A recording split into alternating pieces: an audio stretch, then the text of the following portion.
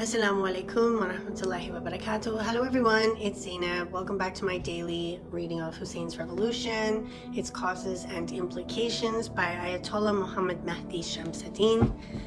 I hope this video finds you all well, inshallah. I pray that you continue to have Imam Hussain and his family members and his close companions who perished, were martyred on the day of Ashura of this month, in your prayers and in your thoughts, inshallah, in your heart, inshallah. Okay, so today we're starting from page number 156, inshallah. أعوذ بالله من الشيطان الرجيم اللهم صل على محمد وعلى محمد بسم الله الرحمن الرحيم. Imam Hussein's stance remained the same after the death of his brother Imam Hussain alayhim salam. Historians recount the following. When Hassan ibn Ali alayhi salam died, the Shia of Iraq began to mobilize.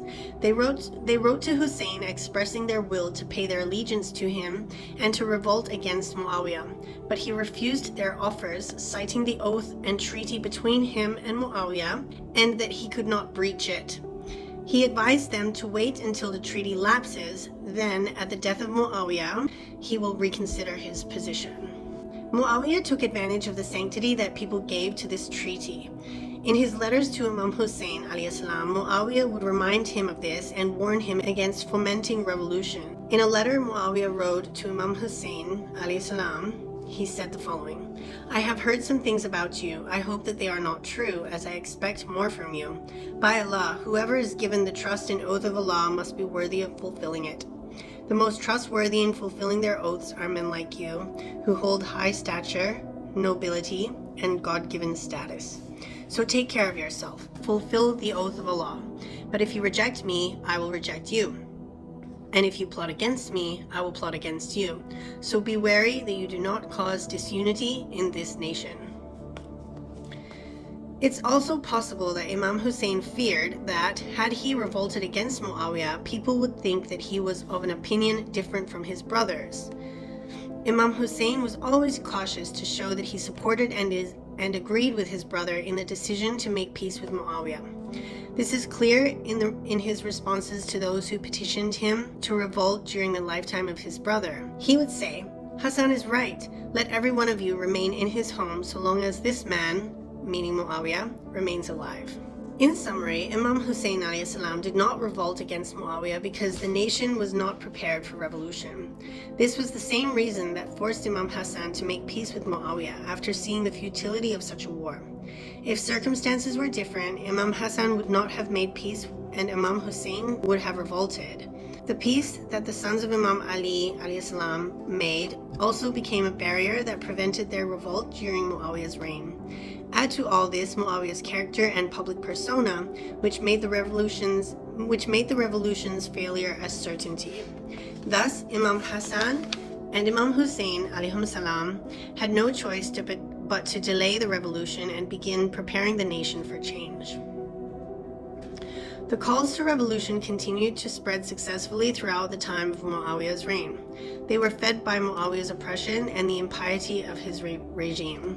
In the end, the calls to revolution were successful. A person called Dr. Taha Imam Hussain, could be a historian, I'm not familiar with this person, summarized this success by saying this: when Muawiyah died, many people, especially in Iraq, saw hatred for the Umayyad clan and love for the family of the Prophet ﷺ as their personal creed.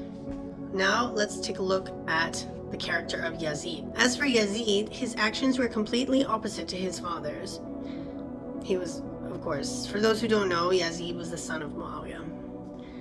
What had stopped Imam Hussain alayhi salam from revolting against Muawiyah did not apply to Yazid. Yazid was the farthest person from caution, prudence, and foresight. He was small-minded, rash, and superficial. Whenever he wanted something, he made sure he got it. His approach to the crisis of the time supports this analysis, especially his approach to the revolutions of Imam Hussain, Medina, and Ibn Zubayr. Abdullah ibn al-Zubayr, his father was a companion of the Prophet ﷺ. He led a revolt against the Umayyan government a few years after the massacre at Karbala. The historical accounts of Yazid's private life also show that his testy, rash, and imprudent demeanor was not only evident in special circumstances, but were deeply ingrained character traits. That is why he could not handle Imam Hussein's revolution like his father would. Instead, he quelled it in the only way that fit these character traits. He employed similar methods to solve all his other problems. Yazid's Christian upbringing, or at least Christian-like upbringing, made him unfit to rule in the name of the Muslim faith. His licentious lifestyle and his impulsive temperament made him unable to feign piety and don the religious garb as his father did. He would publicly commit the gravest sins due to his naivety. This all led the public to see his incapacity to claim the position of Caliph. With such a man as Caliph, Umayyad propaganda could not paint Imam Hussein's revolution as a bid for the throne. The public saw justification for revolution in the actions of Yazid, actions that did not reflect the slightest shred of piety.